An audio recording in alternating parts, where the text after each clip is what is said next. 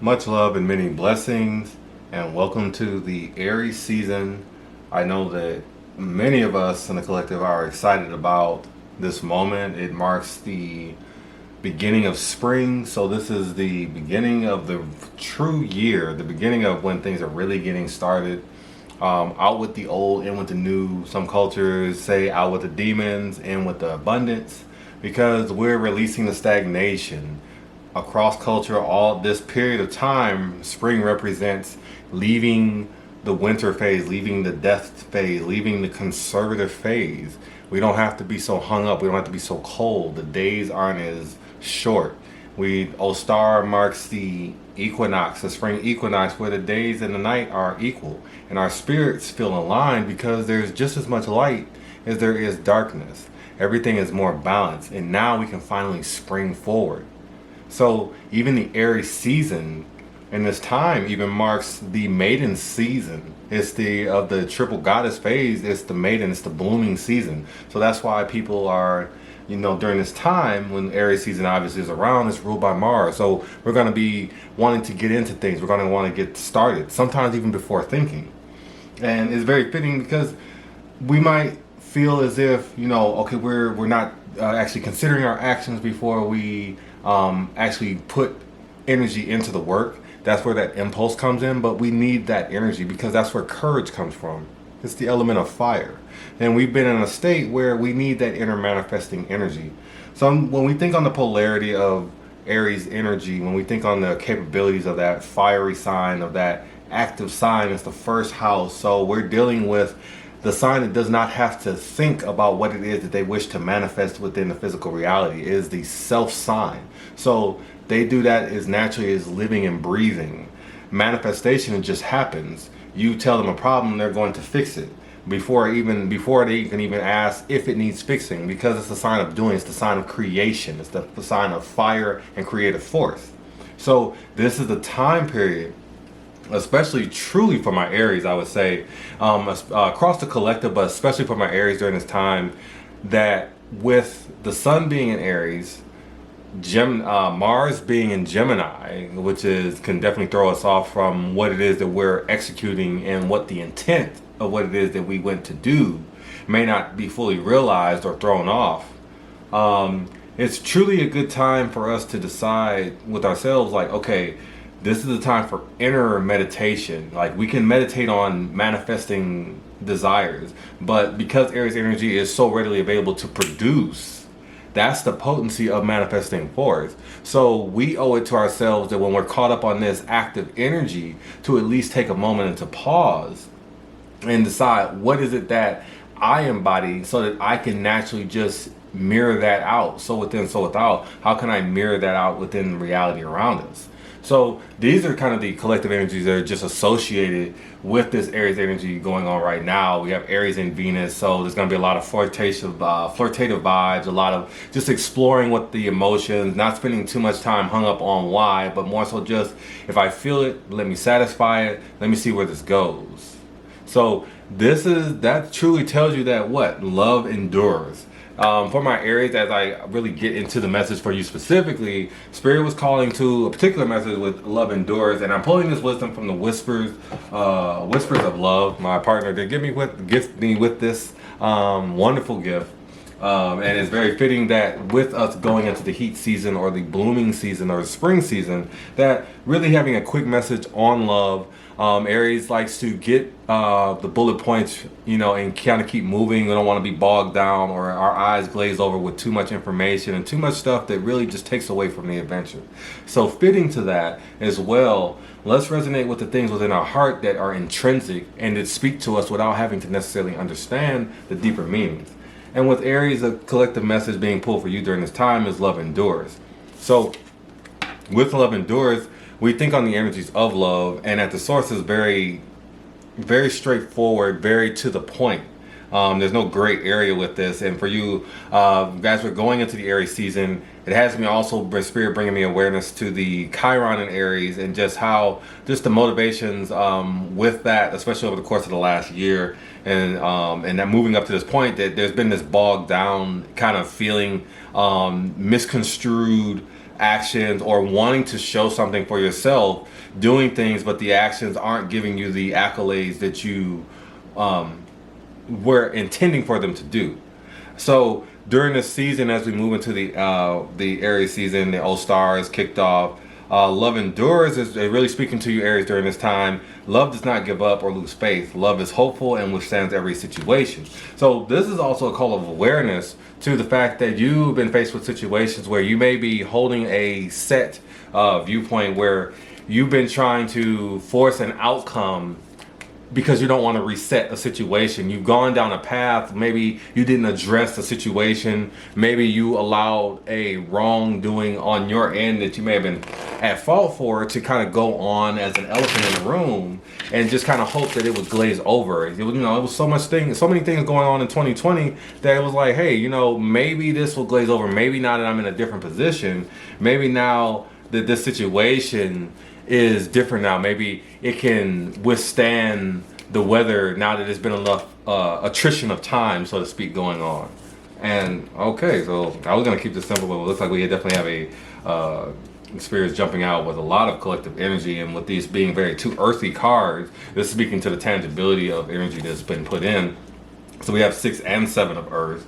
So we're definitely dealing with consumed collectibles, or what you feel that you get from the work that's been put in and the energy that's been put in. And this is really also a call, especially during the season, to take account of the type of love that you're giving out, especially with the love endures being here as a message, and the 6 and 7 of Pentacles, 6 being a gifting or a community, and 7 being the investment or the sacrifice. Those are two very strong things. And when I said sacrifice or investment, that actually created a pull on my heart.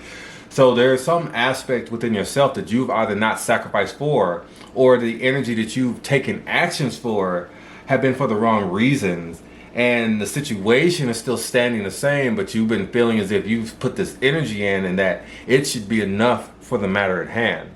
With the 6 and 7 of Swords being, 6 and 7 of Pentacles being here, instead of turning the lens on yourself, asking what the people and the situations in your environment can do for you and how they can kind of dole out, you're kind of standing over the matter, looking and seeing, when the first fruits are, when this is going to bear fruit, when this situation is going to change. But are you actually investing? Are you actually making a sacrifice yourself? Love endures keeps coming up in your spirit because there's a call for your heart chakra to open the fuck up.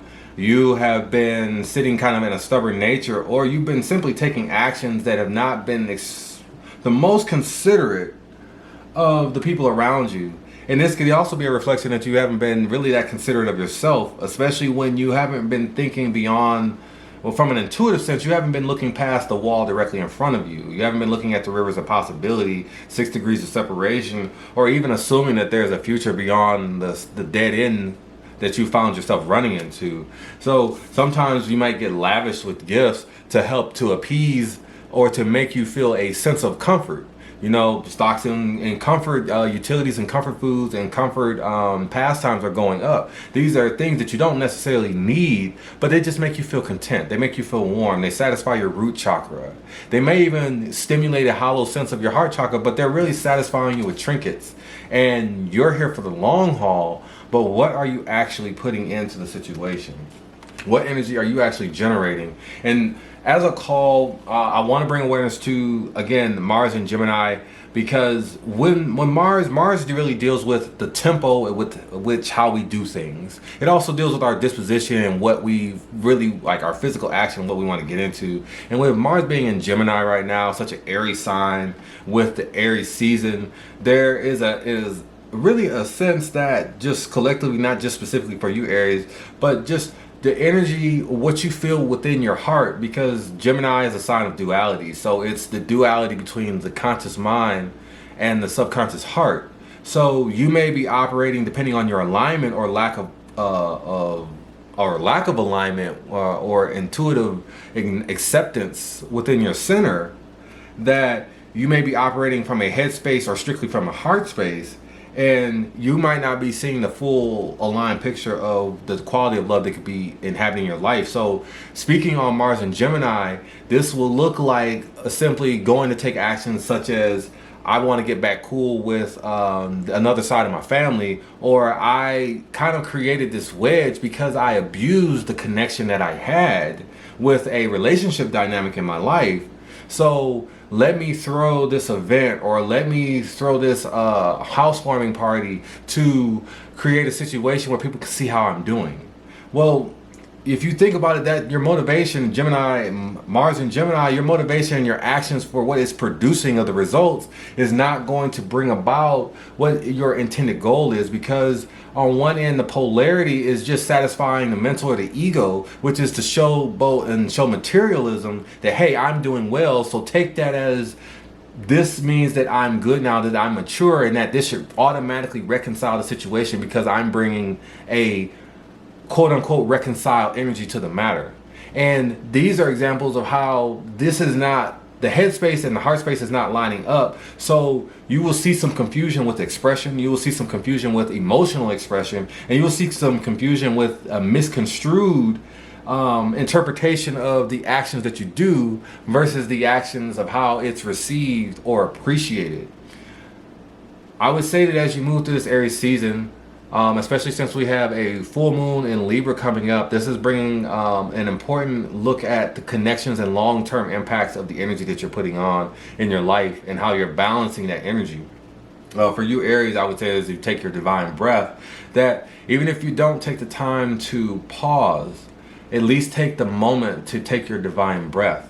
Ask yourself, are you mirroring the thing that you seek, or are you mirroring the thing that you desire? Are you deserving of that which your physical center seeks most, or is it entitlement? What can you do to put out in the world what it is you wish to receive? And what types of sacrifices and investments, Seven of Pentacles, can you make to show your part of the community, to show your part of your investment? You can give more. You can give more to people who deserve it most, and you can give more to the Six of Pentacles. Is also a confirmation of who you can give to even when other people may not feel the need to give. So this is a call to check your entitlement. This is a call to check yourself and to ask yourself if you're in alignment with your headspace and your heart space. Most importantly, as we move through the Aries season and see the fiery illumination of love within your space, ask yourself in what ways can love endure in areas of your life where you're seeing restrictions, resistances, and areas where there's not a lot of room for bending. Enjoy this spring, enjoy this maiden season, enjoy the merriment of the blooming opportunities and intentions taking and seeding in your life now. Much love, many blessings, and Ashe.